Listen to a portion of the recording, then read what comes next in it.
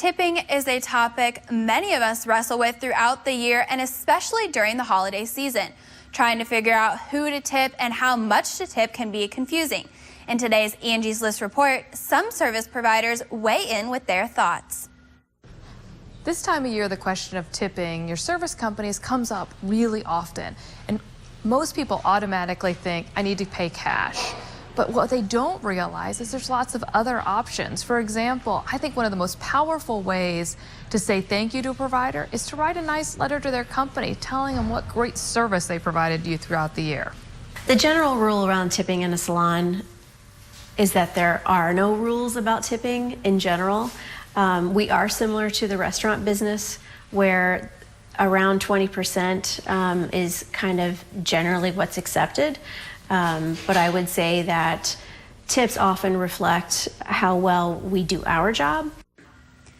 Tipping is pretty standard in the restaurant and personal service industries, but what about people who help you with your home, like a plumber or handyman? Do they expect tips?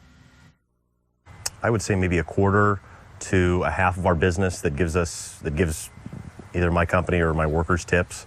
It's not expected necessarily, but we always appreciate it. Angie's List says you don't always have to give a gift of cash to show your gratitude.